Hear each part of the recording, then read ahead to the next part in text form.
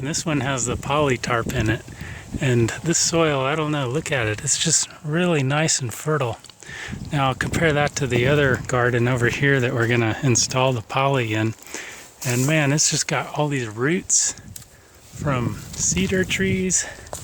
You can see in here, just lots of these roots. And this is why I like wicking gardens. Not for the gravel in the bottom, but just to get rid of these cedar roots. They can't get in past the poly. I stuck my shovel in this garden over here, no roots at all. So I'm going to be installing this poly here today.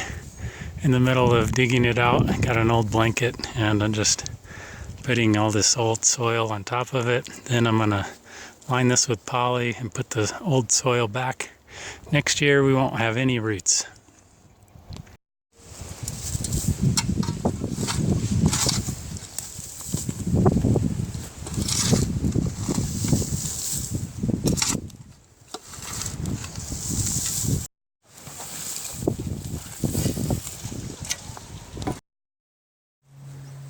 Ooh.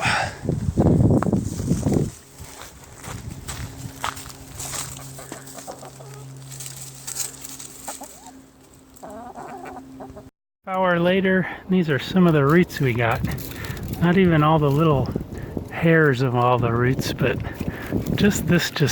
all this mass of cedar roots just suck the liveliness out of our soil. So next, after cleaning out this bed, well, we're gonna put this cardboard box in to protect more roots from piercing the poly liner. Then we'll put the poly liner and then put all this soil back.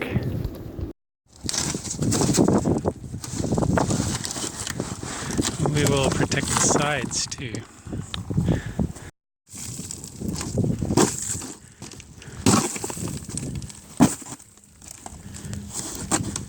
This will keep the roots from poking through. We've also got lots of little scraps to put along the edges.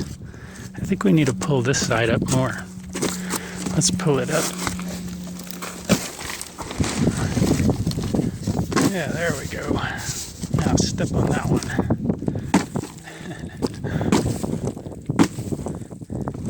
Good job. Alright, let's put those along the edges. The weight and the wetness will conform these boxes to their container, but I like to put the corners, strengthen them up a little. Doing this.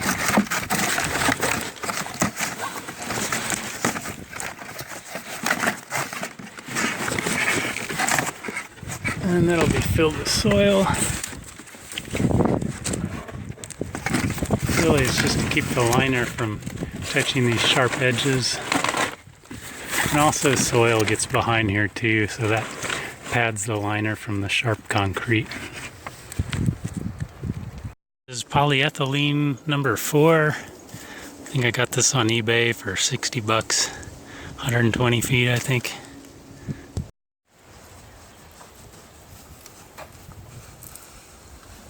We aren't polying the whole garden because it has asparagus over there, and that takes 3 years to get going, and we want to let it be undisturbed and have its roots keep growing in the soil that it's already in.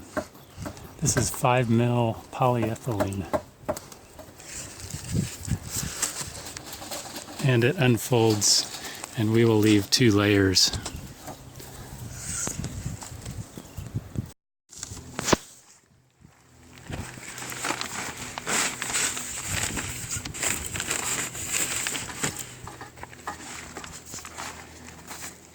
We'll fold the top edges over the cardboard to hide the cardboard, and hopefully put some dirt over the plastic to hide the plastic and to keep it out of the sun.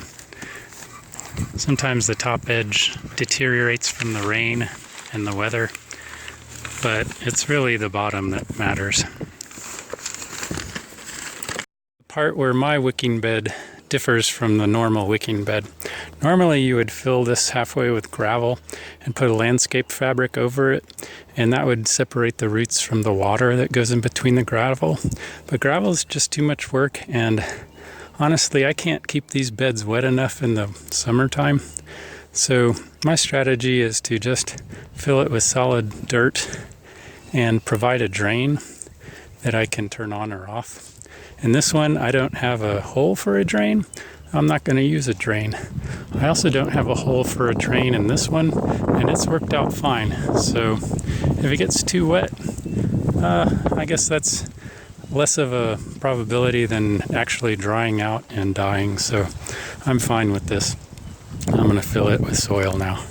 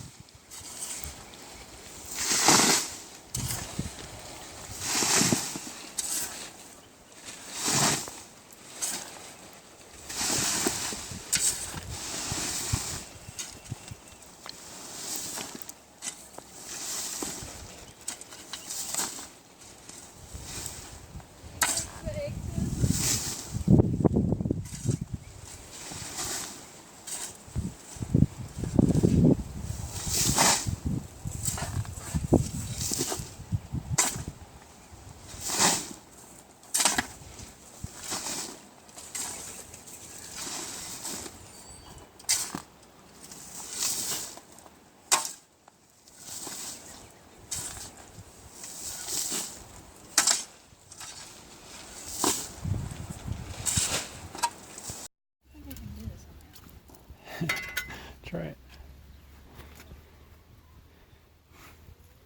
There it goes. There we go. It is at this point I realize I shot in 640, 480. Sorry about that, guys.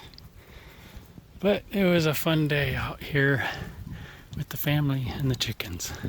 See you next time.